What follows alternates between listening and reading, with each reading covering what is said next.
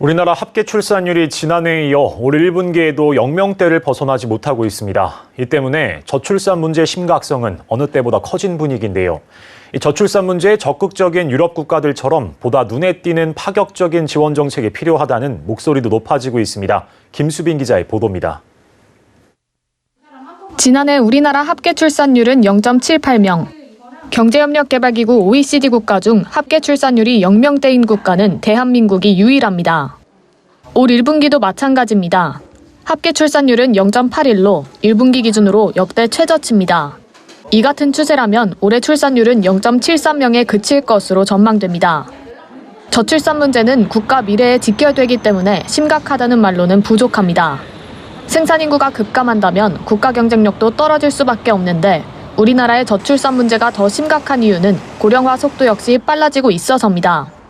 한국개발연구원 KDI는 지금과 같은 저출산 고령화 흐름이라면 2040년에는 잠재 성장률이 0%대, OECD는 2041년부터 마이너스를 예상할 정도로 심각합니다. 우리나라보다 먼저 저출산 문제를 겪어왔던 유럽 국가들은 정책 지원을 더 확대하고 최근에는 더욱 파격적인 지원책을 쏟아내고 있습니다.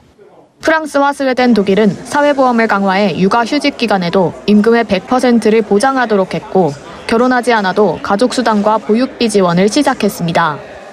한국은 2006년부터 2021년까지 280조 원가량을 저출산 대응 예산으로 투입했습니다. 포괄적인 시각에서 청년들의 삶을 지원하는 게 잘못된 맥락은 아니지만 청년 일자리와 주거 예산까지 저출산 대책에 포함되면서 실질적으로 출산을 장려할 수 있을 만한 정책의 실체가 없었다는 지적이 나옵니다. 최우선 과제로는 여성들의 경력 단절을 해결해야 되고 돌봄의 문제가 안 되고 이제 아이를 낳는다고 생각했을 때 이제 어떻게 이 돌봄과 여러 가지 생계의 문제를 함께 해결할 것인가 이게 계획이 안 나오고 막막하니까 못 낳는다고 생각을 하거든요. 전문가들은 정책 수요자의 입장에서 연관성이 높은 사업에 적절한 예산을 투입해야 한다고 조언합니다. 더 나아가 다자녀 가구의 세금 감면 등 출산을 유도할 수 있는 보다 더 파격적인 정책이 필요해 보입니다. 서울경제TV 김수빈입니다. 네, 김수빈 기자와 함께 스튜디오에서 저출산 지원 문제에 대해 더 이야기해보겠습니다. 이 지자체별로 다자녀 기준을 3명에서 2명으로 완화하고 있기도 하죠. 앞서 다자녀 가구에 더 파격적인 정책 지원이 필요하다는 내용을 짚어주셨는데 구체적으로 어떤 정책이 필요할까요? 네, 가장 많이 거론이 되는 건 자녀 세액공제입니다. 네. 한국경제원은 지난해 총급여 8천만 원 이하 근로자의 혼인 시 1인당 100만 원 세액공제를 제시하기도 했습니다. 양육 지원 금액이 더 커지는 내년을 기준으로 보면 부모급여, 아동수당, 자녀 세액공제, 부양가족 인적공제를 다 따져봤을 때 만 18세까지 정부가 지원하는 금액은 약 3,800만 원 정도 됩니다. 즉 어린이집 가기 전까지는 월 100만 원 이상씩 지원이 되지만 만 8세 이후 초등학생 때부터는 월 평균 4만 원 지원에 지나지 않게 됩니다. 미국의 경우는 만 17세까지 자녀에게 도합 하나로 약 6천만 원을 지원합니다. 합계치로만 보면 4천만 원 정도인 우리나라와 크게 차이는 없지만 연간 꾸준히 지원되는 점이 다릅니다. 독일 매체 도이치벨레가 추산한 한국의 만 18세까지 평균 양육비가 3억이 넘는 것에 비하면 턱없이 부족합니다. 따라서 세제 혜택이 보다 더 강화돼야 한다는 게 전문가의 의견입니다. 그러니까 자녀가 있는 가정에 세금을 좀 감면해 준다거나 이런 거는 저는 나쁘지는 않다고 보거든요. 뭐 이게 현금으로 지원을 하든 다른 방법으로 지원을 하든. 다만 대출 지원 같은 경우는 부동산 문제와 엮여 있기 때문에 더 조심스러운 접근이 필요하다고 덧붙였습니다. 정부도 이를 의식해 자녀 장려금 지급 확대와 지급 요건 완화를 검토 중인데요. 현재는 부부 합산 연소득 4천만 원 미만 가구에 한해 자녀 한 명당 최대 80만 원이 지급됩니다. 다만 사실상 상당수 국민들이 대상이 되지 않는다는 점입니다. 오는 7월에 발표하는 세법 개정안에 출산 장려를 위한 세제 지원책이 담길 예정입니다. 네, 인구절벽 문제가 우리나라만의 문제는 아닌 것 같은데요. 이 범지구적으로 저출산에 대해서 고민이 깊어지는 모습인데 특히 바로 인접한 일본은 이 저출산 문제를 어떻게 대비하고 있습니까? 네, 일본도 급격한 출산율 저하로 인해 고민이 많을 겁니다. 네. 일본의 출생아 수는 2016년 이후 처음으로 100만 명을 밑돌았습니다. 일본 정부는 2030년에 가서야 80만 명이 붕괴될 것으로 내다봤는데 8년이나 일찍 무너진 셈입니다. 지난해 일본의 합계 출산율은 1.26명으로 그래도 우리나라보다는 높지만 통계 작성 이래 최저치를 기록했습니다. 기시다 정부는 저출산 대책 소요재원을 연간 3조엔 중반대로 추산하고 있습니다.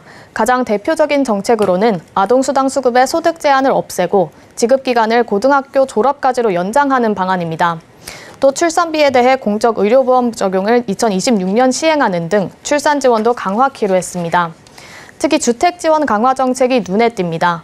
주택금융지원기구의 장기 고정금리 주택담보대출은 다자녀 세대를 우선적으로 배려하는 형태입니다. 부족한 재원은 추가 증세 없이 60세 이상 고령자의 의료보험료를 인상하거나 기업의 부담을 늘려 마련한다는 계획입니다. 네, 그러면 저출산 문제에 효과적으로 대응했다고 평가받는 이 선진국들의 사례도 궁금한데요. 이 프랑스 등 유럽 쪽에는 어떤 정책들이 있을까요? 네, 먼저 프랑스의 경우를 살펴보면요. 가구원 수에 따라 세금을 나눠서 매깁니다. 외벌이 가구더라도 배우자와 자녀들이 함께 번 것으로 인식되는데 이때 쓰이는 게 바로 가족계수입니다. 즉 소득이 개개인에게 배분이 되면 과세 표준이 줄어들어 세율이 하락하는 효과를 볼 수 있습니다. 아이를 많이 낳을수록 가중치를 부여해 더 낮은 세율이 적용됩니다. 따라서 한국식 세금 체계에서 내야 하는 금액에 비해 현저히 적은 금액을 세금으로 내게 되는 겁니다. 이 외에도 주민세를 낼 때 부양 가족에 대한 소득공제가 적용되고 다자녀 가구에게 연금 소득공제를 추가해 적용해줍니다. 이러한 노력들로 인해 프랑스는 지난해 OECD 평균 합계 출산율인 1.59명으로 또는 1.80명을 기록하기도 했습니다. 또 폴란드와 룩셈부르크, 체코 등의 경우는 이자녀 호벌이 가구와 독신 가구 간의 조세 부담 격차가 상당합니다. 특히 폴란드는 21%포인트가 넘는데 우리나라가 3.8%포인트인 것에 비교하면 현저히 높은 수치입니다. 마지막으로 독일은 보육시설 확대 정책과 더불어 육아휴직 시 순소득의 67%를 지급하는 부모 수당을 도입하고 세제 혜택도 대폭 강화했습니다. 또 부모 중 한 명이 14세 이하 자녀와 동반하는 경우 기차요금이 무료입니다. 위 사례들만 봐도 조세 부담을 줄여주는 게 출산율에 영향을 끼치는 것으로 풀이됩니다. 여기에 공공요금 할인 등 아동 친화적인 사회 분위기를 조성하는 것 또한 저출산 문제의 해결책으로 제시되고 있습니다. 네, 오늘은 김수빈 기자와 우리나라의 저출산 대책 현주소부터 각 나라별 저출산 지원책까지 알아봤습니다. 오늘 말씀 고맙습니다. 감사합니다.